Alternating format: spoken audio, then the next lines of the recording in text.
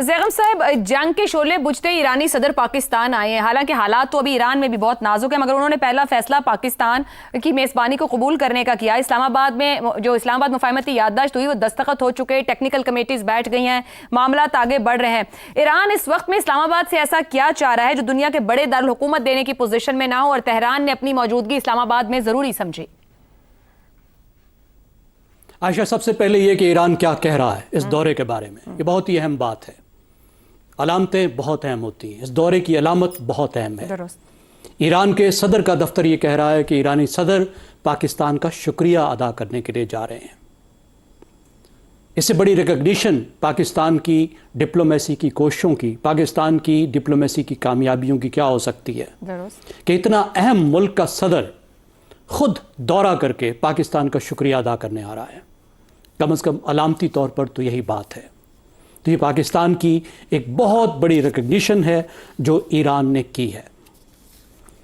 اور آپ ذرا تصور کیجئے کہ صرف 2.5 سال پہلے جنوری 2024 میں جب پاکستان اور ایران نے ایک دوسرے پر حملے کیے تھے تو ہم آج کے دن کا تصور بھی نہیں کر سکتے تھے کہ اتنے جلدی پاکستان اور ایران اتنے قریب آ جائیں گے کہ 1979 کے بعد کبھی بھی اتنے قریب نہیں تھے. انقلاب ایران کے بعد اتنے قریب نہیں تھے. ایران کو پاکستان سے جو بڑی شکایت تھی، بہت بڑی شکایت تھی، وہ یہ تھی کہ پاکستان امریکہ اور عربوں کے بہت قریب ہے. آج آپ دیکھیں کہ پاکستان کے امریکہ اور عربوں سے تعلقات فائدہ ایران کو خود ایران کا سب سے بڑا اسٹ بن گئے ہیں، سرمایہ بن گئے ہیں. ایک ایسا سرمایہ بن گئے ہیں جس سے ایران کے اپنے مفادات کا تحفظ ہو رہا ہے، اس کو جنگ سے نجات مل رہی ہے، اس کے لیے ترقی کا راستہ کھل رہا ہے. اب علامت سے اگر ہم آگے بڑھیں تو کم از کم 3 ایسی چیزیں ہیں جو ایران کے لیے بہت اہم ہیں، جس میں پاکستان کچھ کر سکتا ہے. سب سے پہلی بات کہ جو میمورینڈم ابھی سائن ہوا ہے، اس ایم او یو کا تحفظ کرنا ہے. اس ایم او یو میں جو وعدے کیے گئے ہیں وہ چیزیں دلوانی ہیں، اور اس میں پاکستان کی ضرورت ہے ایران کو. اور ہم نے دیکھا ہے کہ اتنے تھوڑے سے وقت میں بہت سی چیزیں ایران کو ملنا شروع ہو گئی ہیں اس ایم او یو کی وجہ سے. دوسری بات، یہ جو 60 دن کا پروسیس شروع ہوا ہے اس کا بھی پاکستان بہت اہم میڈیٹر ہے. 2 میڈیٹر ہیں اور لیڈنگ میڈیٹر پاکستان ہے، قطر بھی ہے. اس میں بھی صدر ایران نے پاکستان کے ساتھ کوارڈینیشن کرنی ہے، کیونکہ اگر دیرپا امن چاہیے اور ظاہر ہے ایران کو چاہیے. اب ایران اس معاشی بحران سے نکلنا چاہتا ہے، اس آئسولیشن سے نکلنا چاہتا ہے، تو پھر 60 دن میں حل نکالنا ہوگا. اور ایران کی خواہش ہوگی کہ اس 60 دن کے جو مذاکرات ہیں اس کے بعد وہ زیادہ سے زیادہ فائدے حاصل کر سکے، اور اس کے لیے اسے پاکستان کی ضرورت ہوگی. جیسے اس کو ایک شاندار ایم او یو ملا، اس طرح ایک شاندار معاہدہ مل سکے. اور اس معاہدے میں پاکستان کا بھی بہت فائدہ ہے، کیونکہ پاکستان کے لیے بھی نئے امکانات کھلیں گے. اور اس معاہدے میں پاکستان، دیکھیے پھر وہی بات ہے کہ پاکستان ایک برج ہے. جو کچھ ایران نے کہنا ہے عربوں کے ساتھ تعلقات بنانے ہیں، امریکہ کے ساتھ تعلقات بنانے ہیں، کسی معاہدے کی طرف جانا ہے، تو پاکستان کی ضرورت ہے. اس کے ساتھ ساتھ جو خطے کی ایک نئی صورتحال ایمرج ہو رہی ہے، جو ایک سیکیورٹی کی نئی صورتحال ایمرج ہو رہی ہے، اس میں پاکستان ایک بہت اہم ملک بن کے ابھرا ہے. یعنی جو مڈل ایسٹ کا ریجن ہے اس کی سیکیورٹی میں.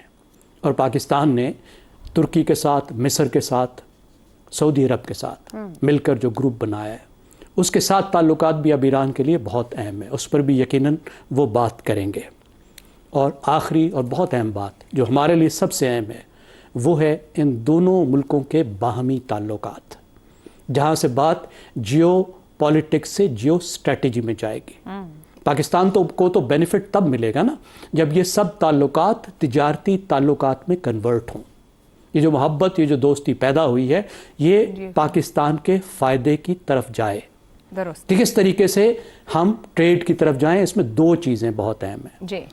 پہلی بات تو یہ ہے کہ جو شکوک و شبہات ہمیں نان سٹیٹ ایکٹرز کی وجہ سے ہیں، ٹیررزم کی وجہ سے ہیں، اس پر بڑی کھلی ڈلی بات ہونی چاہیے، اور اس پر چیزیں طے ہونی چاہیے کہ جو دہشت گرد ان ایریاز میں ایکٹیو ہیں جہاں پہ ان دونوں ملکوں کا بارڈر ہے اور افغانستان میں ایکٹیو ہیں، उन पर बाकायदा माहिदा और तय होना चाहिए और इन दोनों मुल्कों को मिलकर काम करना चाहिए अपने फ़ायदे में। दोनों का बहुत फ़ायदा है जी। और दूसरी बात कि तिजारत के लिए अब तिजारत को आगे बढ़ाना चाहिए। गुज़श्ता साल जब सदर पेज़ेश्कियान आए थे पाकिस्तान में तो दोनों मुल्कों ने ये कमिट किया था कि वो तिजारत को $10 बिलियन तक लेकर जाएंगे। कैसे लेकर जाएंगे अब उस पर बात होनी चाहिए। बहुत अमकानात हैं एनर्जी में, एग्रीकल्चर में, दूसरे प्रोडक्ट्स में। अब अगर ईरान तरक्की के नए सफ़र की तरफ जाता है तो उसमें भी पाकिस्तान के लिए, पाकिस्तान की कंपनियों के लिए, पाकिस्तान के हुनरमंदों के लिए बहुत मौके होंगे।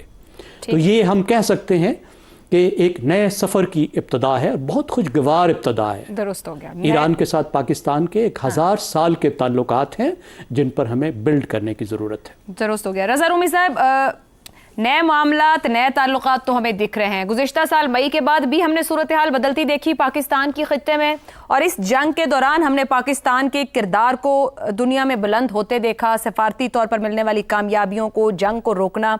अब इस MOU तक पहुंचने के बाद ये ईरानी सदर ने जो फैसला किया, फौरी तौर पर शुक्रिया अदा करने और पाकिस्तान पहुंचे हैं। हम तो इस पे बात कर रहे हैं, तज्जिए तबसरे, मगर वेस्टर्न मीडिया भी इसको देख रहा है और बड़े गौर से देखने की कोशिश कर रहा है कि क्या अहमियत है, क्या मकासद हैं। ईरानी सदर पहुंचे हैं तो आया वाकई शुक्रिया अदा करने आए हैं, कोई फ्यूचरिस्टिक बातें हो रही हैं? किस तरीके की गुफ्तगू, तज्जिया या इस मुलाकात पर नज़र रखे हुए हैं बाहर से मीडिया? और कोई ना कोई अहमियत तो है इसकी, वाशिंगटन के नज़दीक भी और अरब ममालिक के नज़दीक भी इस मामले की। अब तक पाकिस्तान ने अपना बहुत ही तवाज़ुन से पूरे के पूरे मामले को चलाया है। यहाँ से आगे मुस्तकबिल में खित्ते की सूरत हाल, सिक्योरिटी सूरत हाल में पाकिस्तान के किरदार को कहाँ देखते हैं? आयशा, शुक्रिया। देखिए, पाकिस्तान का किरदार इस वक्त ये पूरा जो सालिसी और जंगबंदी और अब ये MOU में साइन हुए हैं, तो ये तो अब दुनिया भर इस चीज़ की मोतरफ है कि पाकिस्तान का इसमें रोल जो है वो कलीदी है, सेंट्रल है, जिसे अंग्रेजी में कहा जाता है। और पहले लोगों ने इसके ऊपर बहुत ज़्यादा कोशिश की कि किसी तरीके से पाकिस्तान का जो काम है उसको अंडरमाइन किया जाए, अंडर रेट किया जाए। ये कहा गया कि जी कतर को ज़्यादा उसने काम किया है, कतर को ज़्यादा ईरान देखता है, ईरान ज़्यादा पसंद करता है, पाकिस्तान पे अभी भी शक करता है। आपको पता है इस तरह की कई आवाजें पाकिस्तान के अंदर और पाकिस्तान के बाहर। आप गयार को तो छोड़ दीजिए ना, मगरिब को या हिंदुस्तान वाले जो करते हैं, जो हमारे अपने लोग भी इस तरह की जो पेशीन गोइयां और दुर्फंतनियां छोड़ रहे थे। तो आज का एक रोजा दौरा जो है वो उनके लिए भरपूर जवाब है, ताबड़तोड़ किस्म का जवाब है कि ईरान के सदर अज खुद पाकिस्तान का शुक्रिया अदा कर दे। ऑफिशियल उनकी ये पोजीशन है।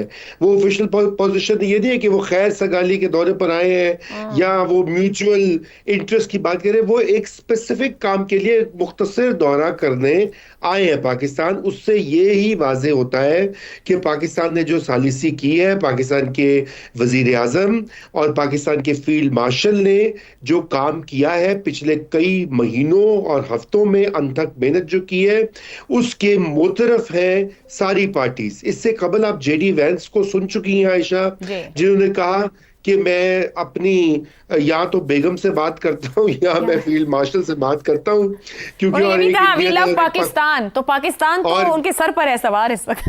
जी, तो अब ये दो बड़े फरीक है ना, अब इन्होंने ये कर दिया। अब मुझे ये समझ नहीं आती कि ये प्रोपेगेंडा जो फैक्ट्रियां लगी हुई हैं पाकिस्तान के सोशल मीडिया और पाकिस्तान के कुछ हिस्से जो है रवायती मीडिया के भी, टीवी बिशमूल उसमें या अखबारात उसमें शामिल हैं, ये उनकी मुझे समझ नहीं आती कि उनको और क्या चाहिए या उनका क्या इलाज है, या वो बिल्कुल ही ला इलाज हो चुके हैं। तो एक तो पहले तो मैं यहाँ से बात का आगाज करना चाहता था। अब आप देखा कि पाकिस्तान का इसमें क्या, देखिए पाकिस्तान का रोल चूंकि सालिसी के नतीजे में इस स्टेज तक हम पहुंचे हैं, और यकीनन ये फाइनल स्टेज नहीं है, ये अभी आगाज है एक बहुत ही पेचीदा पुरखार रस्ते का, जिसका के आउटकम अनसर्टन है। کیونکہ جن معاملات کے اوپر اب کمیٹیاں بن گئی ہیں، ٹیکنیکل ورکنگ گروپس بنے ہیں، 4 بڑے معاملات ہیں، ایران کے اوپر سے پابندیاں جو ہٹنی ہیں، ایران کی ریکنسٹرکشن جو ہونی ہے، جوہری توانائی کے مسائل جو حل ہونے ہیں، اور اسی طرح ایران کے جو منجمد اثاثے جو ہے جن کا کہ بندوبست کرنا ہے، وہ یہ بہت پیچیدہ معاملات ہیں۔ ایک طرف تو ان کی پیچیدگیاں ہیں، دوسری جانب ایک ایسا فریق بیٹھا ہوا ہے مڈل ایسٹ میں جو کسی قیمت نہیں چاہتا کہ یہ امن جو ہے قائم رہے۔ اس کی یہ خواہش ہے کہ یہ جنگ دوبارہ اس کا آغاز ہو اور یہ جنگ پھر سے چھڑے اور ایران کو حصے بکرے کیے جائیں۔ جو کام پہلے ادھورا چھوڑ دیا امریکہ بہادر نے، وہ دوبارہ سے اس کو ری سٹارٹ کیا جائے۔ یہ تو عائشہ اس وقت ہے مسئلہ جس کو جسے ہم ڈیل کریں، ایک بہت ہی کمپلیکیٹڈ سچویشن ہے۔ رضا صاحب، ایک تو اسرائیل تو ہے ہی ہے ایکشنز کے ساتھ گراؤنڈ پہ، ایک ٹرمپ کا ٹروتھ سوشل بھی ہے۔ مطلب اچھی بھلی چلتی چیز کے بیچ میں کوئی ایسا بیان دے دے کہ جہاں سر پکڑا جائے گا نہ پیر، کے کہنے کا مقصد کیا تھا، اگلی بار ایک نئی بات۔ اور کوئی حل تو جے ڈی وینس کے پاس بھی اس کا نہیں ہے۔ یہ چلا لیں گے 60 دن ٹرمپ صاحب صبر کے ساتھ؟ دیکھیے، ٹرمپ صاحب چلا لیں گے اس لیے کہ وہ کیا ہے کہ واقعہ سخت ہے اور جاں عزیز، ان کے پاس آپشن کوئی نہیں ہے عائشہ، کیونکہ اگر وہ دوبارہ سے ری سٹارٹ کرتے ہیں یہ جنگ تو اس کا سیاسی اور معاشی نقصان وہ سارا فال آؤٹ ان پر آئے گا، ان کی ذات پر آئے گا، ان کی پارٹی پہ آئے گا۔ پہلی تو یہ بات ہے، لیکن اس سے بھی زیادہ مسئلہ ٹرمپ کا یہ ہے کہ وہ انہوں نے اپنی عوام کو یہ بھی تو بتانا ہے بار بار کہ دیکھو میں کتنا تگڑا ہوں، حالانکہ جانے نہ جانے گولی نہ جانے باغ تو سارا جانے ہے کہ امریکہ کو اس جنگ میں جسے کہنا چاہیے جیت نہیں ہوئی۔ اگر شکست فاش نہیں ہوئی جو ایران کہتا ہے وہ نہیں ہوئی تو جیت بھی نہیں ہوئی، تو یہ بات تو بہت واضح ہے۔ اچھا، اب ہم بات کریں پاکستان کے رول کی۔ پاکستان کا رول بریک لینی ہے، پاکستان کے رول پر ہم اگلے بتاتے ہیں، اور آپ سے آغاز کروں گی پاکستان کا کردار کیا رہا، کیا ممکنہ طور پر ہو سکتا ہے